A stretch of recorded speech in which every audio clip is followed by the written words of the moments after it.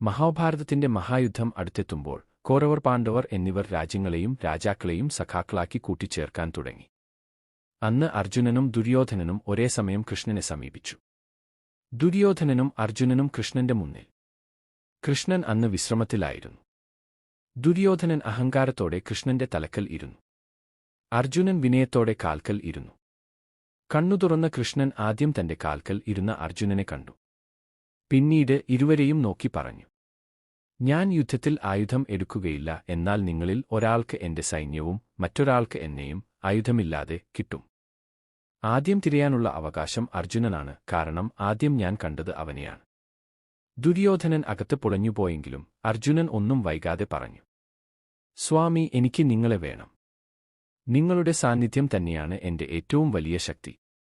ദുര്യോധനൻ അത്യന്തം സന്തോഷത്തോടെ സൈന്യത്തെ തിരഞ്ഞെടുത്തു. അവൻ വിചാരിച്ചു, അർജുനൻ വലിയൊരു ഭോഷൻ.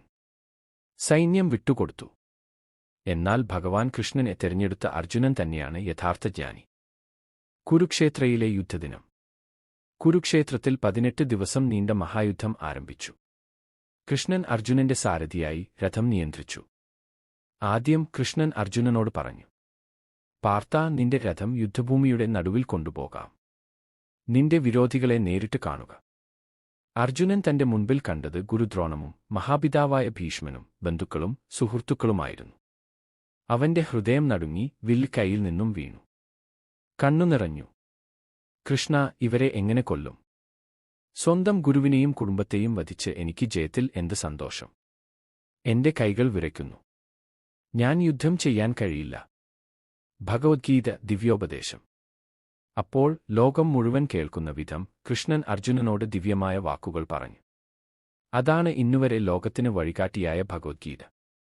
കൃഷ്ണൻ പറഞ്ഞു, പാർത്ത, നീ ഒരു ക്ഷത്രിയൻ. നിന്റെ ധർമ്മം യുദ്ധമാണ്. മരണത്തെ ഭയപ്പെടേണ്ട ആത്മാവ് അമൃതമാണ്. ശരീരം മാത്രമാണ് നശിക്കുന്നത്. ധർമ്മത്തിനായി പോരാടുന്നത് പാപമല്ല.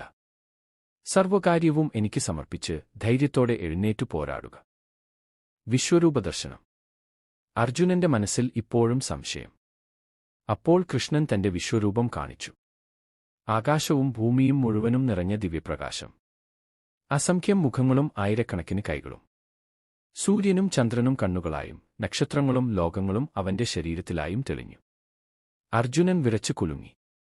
പ്രഭോ, ഞാൻ ഒന്നും അറിയുന്നില്ല. നീയാണ് സർവശക്തൻ, സർവസൃഷ്ടിയുടെ അധിപൻ. നിന്റെ ഇച്ഛയാൽ മാത്രമാണ് എല്ലാം നടക്കുന്നത്. ഞാൻ നിന്റെ ഉപകരണമാണ്. ഞാൻ യുദ്ധം ചെയ്യും. അർജുനന്റെ പ്രതിജ്ഞ. ആ ദിവ്യദർശനം കണ്ട ശേഷം അർജുനൻ തന്റെ ഗാണ്ഡീവം വീണ്ടും കരത്തിൽ പിടിച്ചു. അവന്റെ ഹൃദയം ഇനി കരുത്തും ധൈര്യവും നിറഞ്ഞിരുന്നു. കൃഷ്ണൻ സാരഥിയായപ്പോൾ അർജുനൻ സിംഹം പോലെ യുദ്ധത്തിൽ പോരാടി.